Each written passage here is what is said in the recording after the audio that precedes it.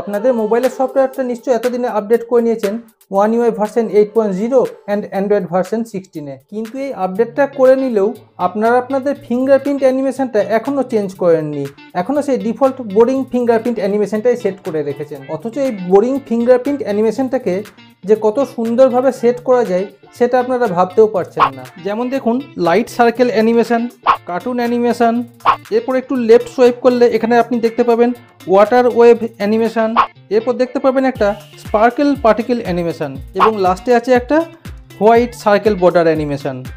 এবার ভাবছেন তো যে সুন্দর অ্যানিমেশনগুলো আপনার মোবাইলে আপনি কিভাবে সেট করবেন।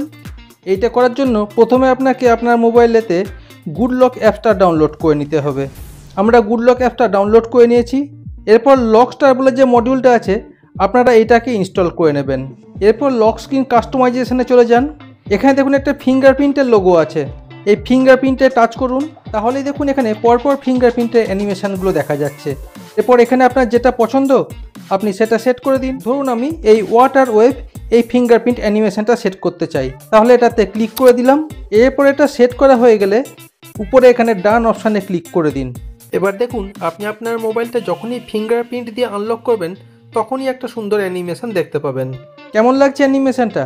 এই দেখুন কি সুন্দর একটা ওয়াটার ওয়েভ দেখা যাচ্ছে। আর এইখানের এই স্ট্যাটাস বারে যে অ্যানিমেশনগুলো আপনারা দেখতে পাচ্ছেন এটা আমি কি করে করলাম, আপনাদের মধ্যে যদি কেউ জানেন সেটা অবশ্যই কমেন্টস করে জানাবেন। আর হ্যাঁ, ভিডিওটা যদি ভালো লাগে অবশ্যই একটা লাইক করবেন আর আমাদের চ্যানেলটা সাবস্ক্রাইব করতে ভুলবেন না।